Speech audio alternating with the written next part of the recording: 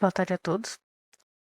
Meu nome é Gabriel Augusto e eu vou apresentar o artigo MoBTX, uma métrica de roteamento ciente na mobilidade para a internet das coisas.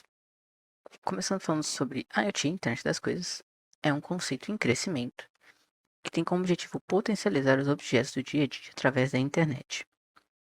Dentro da IoT, o principal protocolo de roteamento é o RPL. É um protocolo que tem suporte IPv6 e ele cria uma estrutura chamada de DODEG, que é um grafo que não possui ciclos. Em alguns casos, existe mais de uma possibilidade de caminho. Por isso, há importância de utilizar estimadores de qualidade de enlace, os LQS. Em alguns momentos, também é ideal a troca do pai. Para isso, o RPL usa uma função objetivo, que indica como essa troca deve ser feita. Inicialmente, esses LQS foram divididos em duas categorias, os baseados em hardware e os baseados em software. Os baseados em hardware leem as informações diretamente do transceptor de rádio, enquanto os baseados em software aplicam algum método numérico ou estatístico sobre o envio e recepção de pacotes. Uma das contribuições desse artigo é a inclusão da categoria chamada de LQS híbridos. Essa categoria abrange todos os LQS que são baseados em hardware e em software simultaneamente, assim como o MoBTX que vai ser apresentado aqui. O MoBTX usa um LQS baseado em software chamado ETX, um dos principais LQS atualmente. Algumas características do ETX consideram a taxa de entrega dos pacotes, assimetria dos enlaces, penalizar rotas com mais saltos, minimizar o uso da banda, diminuir a energia gasta, e ele também possui suporte IPv6, assim como o RPL. A fórmula do ETX é essa, né? 1 sobre DF multiplicado por DR, onde DF significa a probabilidade do pacote ser enviado com sucesso e DR é a probabilidade do pacote ser recebido com sucesso. E como essa fórmula é aplicada? Bem, aqui temos um exemplo, uma rede sem fio, tá? Onde nó O deseja enviar uma mensagem ao nó D.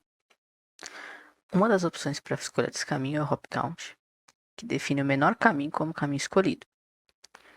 Mas ele tem um problema no caminho que seria este obstáculo. É como uma parede ou alguma coisa similar que prejudica a qualidade do enlace. Nesse quesito, nós podemos usar o ETX, que ele desvia dessa parede ou deste obstáculo, pois a qualidade desse enlace é baixa. Mas o que os LQS não possuem? Bem, os LQS não levam em conta a mobilidade.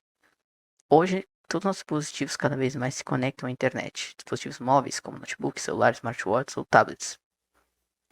E com isso, cada vez mais esses objetos vão se tornando comuns. Daí, a criação da MoBTX, que é uma abordagem híbrida, como foi dito anteriormente, que é a mobilidade adicionada ao ETX e tem como objetivo otimizar a contagem de transmissões e retransmissões dos pacotes. Para a realização dos experimentos, a gente utilizou o software ContigoS 3.0 e o simulador de redes Kuja.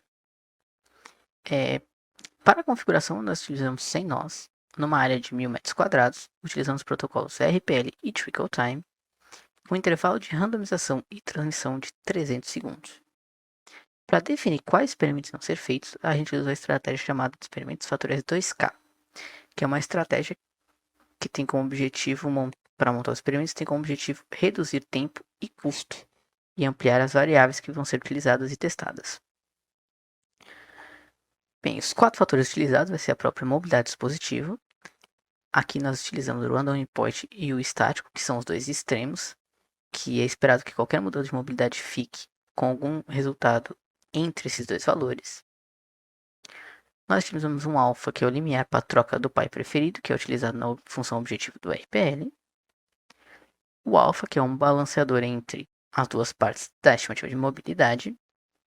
E o beta, que faz o balanço entre a ETX e a estimativa de mobilidade. Como resultado inicial, nós fizemos alguns gráficos, onde o eixo X representa qual a configuração que foi utilizada. No eixo Y, indica qual a porcentagem de pacotes perdidos, né? Lembrando que o nosso objetivo é minimizar esse valor. Bem, se tratando dos resultados nós estáticos, nós temos em azul os resultados obtidos pela MoBTX em vermelho pela ETX, nós podemos observar uma leve melhora, enquanto nos resultados com nossos móveis, nós temos novamente em azul MOB ETX e em vermelho o ETX, nós podemos observar uma melhora de aproximadamente 5%.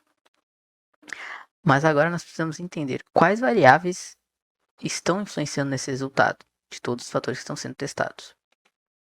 Essa tabela consiste nos fatores que estão sendo testados.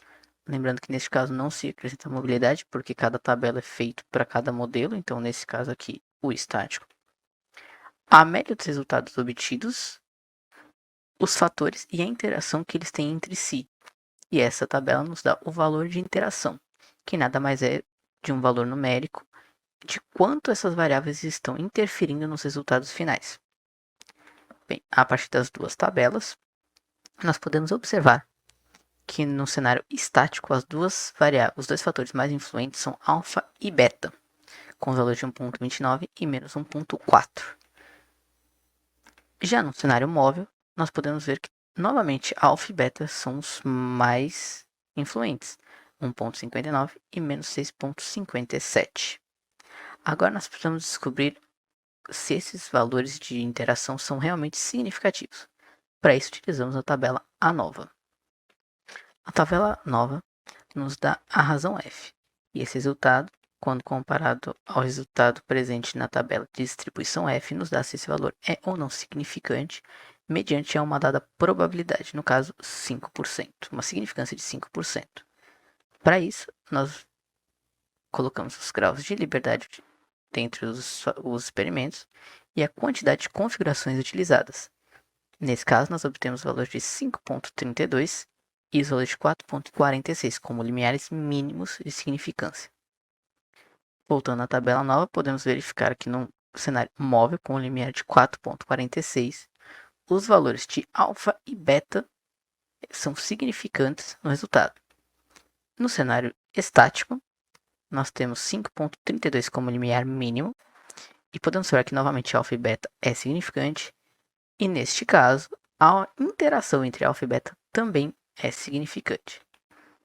Bem, então, entendido como funciona, que alfa, o balanceador entre as duas partes da estimativa de mobilidade, e o balanço entre a ETX e a estimativa de mobilidade são realmente significativos para o resultado, nós escolhemos a melhor configuração. A melhor configuração obtida foi essa, com um lambda de 16, que é o limiar para a troca do π, utilizado na função objetiva do RPL, um alfa de 0.3, que faz o balanço entre as duas partes da equação da estimativa de mobilidade, e beta em 0.9, que faz um balanço entre o ETX e a estimativa de mobilidade. Nos resultados finais, nós obtemos no eixo Y, que é a porcentagem de pacotes perdidos, lembrando novamente que o menor é melhor. E no eixo Y, nós temos as repetições de experimentos. Cada experimento foi realizado 15 repetições para poder verificar a consistência dos resultados. Bem, no cenário estático, nós podemos observar que existe uma variância um pouco maior do MOB ETX e uma performance razoavelmente similar. Já ainda em nossos móveis, nós verificamos a maior variância do MOB ETX, mas nós observamos uma melhora de aproximadamente 5% nos resultados obtidos. Utilizando um gráfico com intervalos de confiança de 95%, em cenário estático, nós percebemos uma performance similar. E em cenário móvel, fica bem evidente uma melhora de 5% nos resultados. Como próximos passos, poderia-se trocar a ETX por outros LQS diferentes e se avaliar como seria o desempenho.